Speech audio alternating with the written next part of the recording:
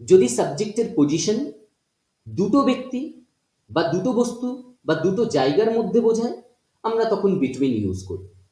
এটা আমরা জানি। যেমন এখানে বলেছি যে আই স্যাট, আমি বসেছিলাম বিটুইন জন অ্যান্ড সারা। ঠিক আছে, এই পর্যন্ত ঠিক আছে। অ্যামাং মানে কি? অ্যামাং মানে হচ্ছে যখন দুইয়ের বেশি বোঝাবে, ব্যক্তি, বস্তু, জায়গা, ওকে, এবং তার মাঝখানে সাবজেক্টের যে পজিশন সেটা অ্যামাং বোঝাবে। শি ফেল্ট নার্ভাস, সে নার্ভাস ফিল করেছিল। অ্যামাং স্ট্রেঞ্জার্স, ওকে, স্ট্রেঞ্জার্স যারা আছে তাদের মধ্যে। এবার যেহেতু এখানে অ্যামাং ইউজ করলাম, আমরা এটা বুঝে গেলাম যে স্ট্রেঞ্জার্স দুটো নয়, দুইয়ের বেশি। একইভাবে এখানে বলছে the table is placed between the two chairs, দুটো চেয়ার্সের মধ্যে টেবিলটাকে প্লেস করা হয়েছিল, রাখা হয়েছিল। ওকে, সো এবার এখানে কি বলছে অ্যামাং এর ক্ষেত্রে? অ্যামাং দ্য ক্রাউড, ভিড়ের মধ্যে, এবং সেই ভিড়টা অবশ্যই দুইয়ের বেশি।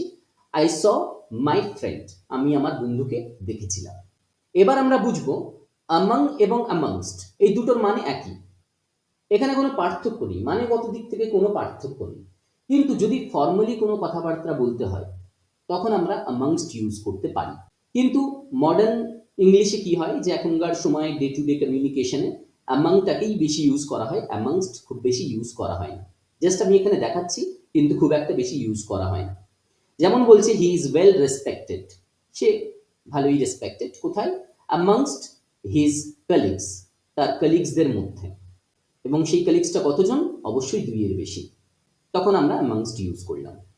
এতক্ষণ পর্যন্ত আমরা যেগুলো শিখলাম সেটা মোটামুটি অনেকেরই আইডিয়া আছে, আমরা প্রত্যেকেই কম বেশি জানি। এবার যেটা আমরা শিখছি সেটা হচ্ছে আমাদেরকে বুঝতে হবে, সেটা খুবই important. He is between John, Sara and Rima, নাকি he is among John, Sara and Rima? দেখো দুটো সেন্টেন্সেসই এখানে কারেক্ট। হি ইজ অ্যামাং একদমই কারেক্ট হচ্ছে, কারণ এখানে দুইয়ের বেশি নাম বোঝাচ্ছে। সো অবশ্যই আমরা এটা বুঝে গেলাম যে এখানে অ্যামাং ইউজ করতে হবে। কিন্তু তিনটে নামের ক্ষেত্রে আমরা বিটুইন কেন ইউজ করছি? দুটো নাম হওয়া উচিত ছিল, right?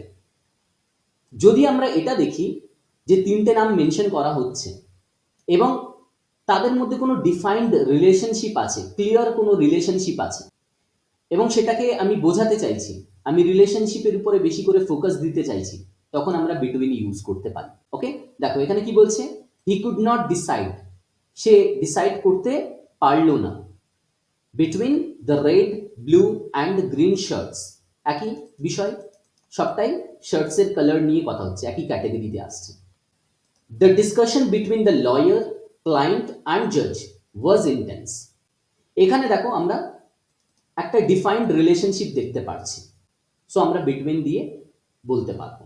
The trust between the doctor, patient and family is essential for good care, একটা ডিফাইন্ড রিলেশনশিপ বোঝা যাচ্ছে, বিটুইন ইউজ করলাম। সো যখনই আমরা এটা দেখব যে রিলেশনশিপের উপরে ফোকাস করা হচ্ছে, তখন আমরা বিটুইন দিয়ে আমরা ইউজ করতে পারি। সো এই পর্যন্ত বোঝা গেছে Monalisa? Yes or no? Yes sir, বুঝতে পেরেছি। বোঝা গেছে কিভাবে আমরা বিটুইন ইউজ করব, কিভাবে আমরা অ্যামাং ইউজ করব?